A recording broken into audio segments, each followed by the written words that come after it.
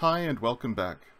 In this video we're going to learn about another case besides the nominative case called the vocative.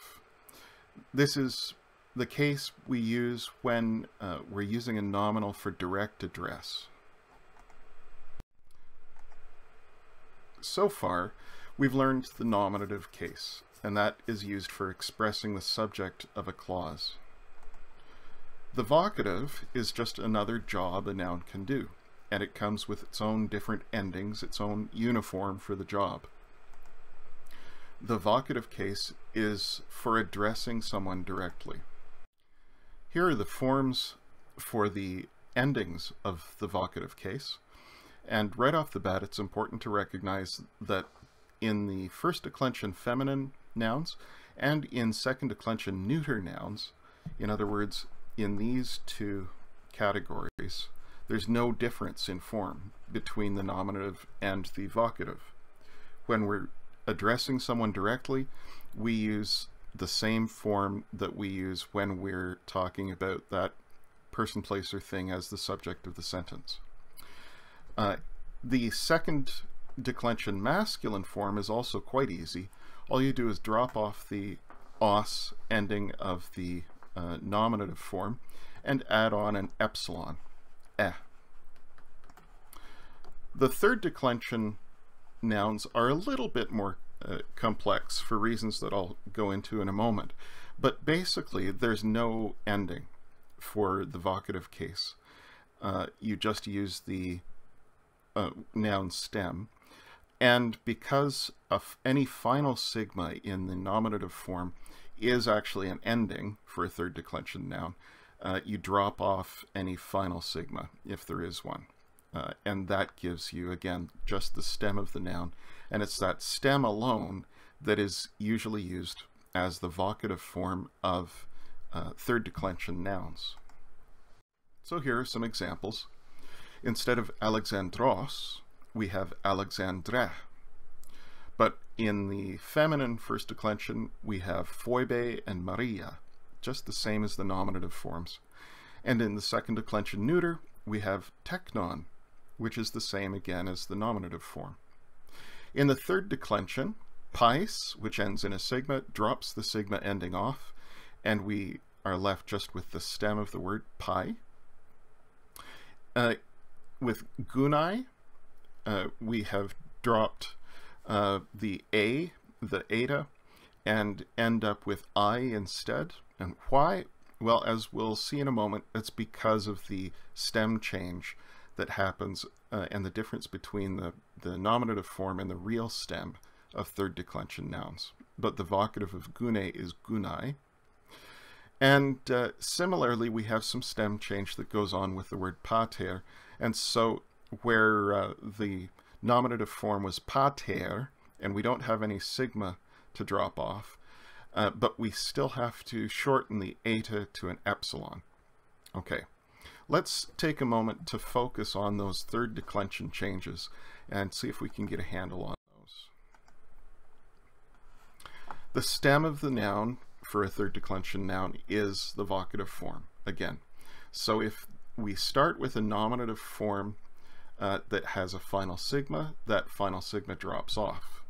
Otherwise, all other things being equal, the nominative form is just the stem of the noun, and it doesn't change then in the vocative. So pais becomes pai, but Simone, which doesn't have a sigma, just stays as Simone in the vocative, and Yason just stays Yason. But there are often changes between the nominative stem of a third declension noun and the stem that's used in all of the other cases. And since this is the second case we've learned, this is the first time we're running into this. I'm not going to talk about it a huge amount, just because we'll go into it more in a couple videos from now. But the thing to notice with the nouns that we've already learned is that in the eta rho ending, meter, pater, thugater, aner, that eta shortens to an epsilon. So meter in the nominative becomes meter in the vocative. Pater in the nominative becomes pater in the vocative, and so on. Gune, what you're going to find later on is that the real stem of gune is actually gunaik, and that's going to show up in future cases. So we have this irregular vocative form gunai, which actually isn't really the nominative form, but it's also not quite the full true stem of gune either. That's kind of an irregular one. But in general, what you want to keep in mind is that the stem of the third declension noun is the vocative form, and these changes to the stem that show up in the vocative form, you're going to learn more about later, so you'll be able to predict those a little bit better. The vocative case is used, as I said before, for direct address. So stating the name or identity of the person you're speaking to. And this might be to catch their attention or to establish some kind of personal connection. A vocative address is only loosely tied to the grammar of the sentence or to the syntax of the sentence. It kind of hangs at the beginning there as an attention grabber, and then you begin the sentence proper. So in English, we might say, John, how are you? Or we might say, so, Esther, are you busy? Or I might say, boss, did you get my report? And all three of those are examples of the English equivalent to the vocative case. So, let's look at some Greek examples of using the vocative for direct address. Often, the vocative case is preceded, as we saw with greetings, by this little particle o. And so we might say, O anthrope, ti to onomasu.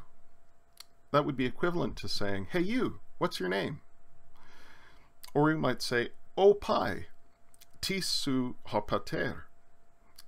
That would be equivalent to saying, hey child, who is your father?